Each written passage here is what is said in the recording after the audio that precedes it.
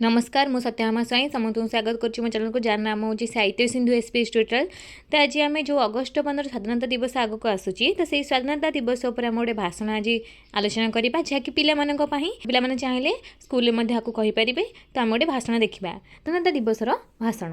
तो स्टार्टिंग करवा कौन ना सम्मानीय सभापति महोदय, पूज्य गुरुजी गुरुमा वृंद, मंचासीन अतिथिवृंद, सहपाठीगण एवं मोर सान बड़ भाई भौणी माने आज ही पवित्र उत्सव मते किछि कहिबार सुजोग मिलिथिबारु मु निजकु धन्य मन करुछि। सर्वप्रथम मु आपण समस्त को स्वाधीनता दिवसर शुभेच्छा जनाऊछि। या स्टार्टिंग रु कुहा जिवो तेजी कोन ना आज आमे आम देशर 80तम स्वाधीनता दिवस पालन करुछु।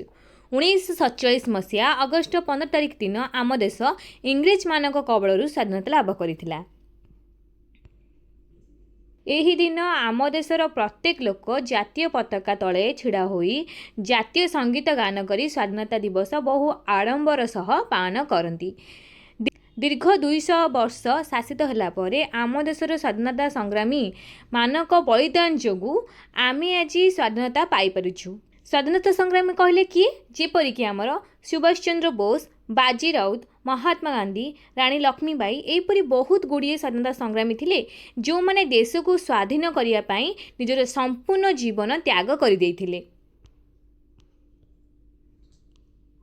एही वीर मानकर दृढ़ मनोबल एवं महात्मा गांधी का अहिंसा नीति जोगु 1947 मसीहा अगस्ट 14 तारिख दिन मध्यरात्रि रे आम देश स्वाधीनता लाभ कला।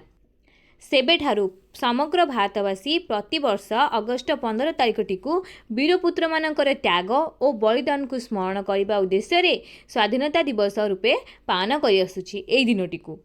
नेक्स्ट देइछि कोन तेबे आसंतु आज स्वाधीनता दिवस को अति आनंद उत्साह रे पालन करबा एवं आम देश भारत को आगे नेबा को चेष्टा करबा। एतिकी कही मोर वक्तव्य मु शेष करुछि। जय हिंद। तो ये थिला हमर छोटी भाषणटी जहाँकि पिलामानक पई। नेक्स्ट वीडियो आम कॉलेज पिलांक पई वरिष्ठ व्यक्ति मानक पई भाषण वीडियो आनिबा। जो माने जो टॉपिक ऊपर भाषण चाहूँगी ये स्वाधीनता दिवस उपर मते कमेंट सेक्शन रे जणातु, कमेंट बॉक्स रे जणातु, ता ऊपर मध्ये वीडियो करिवि। ताज भलिति रखुछि। नमस्कार।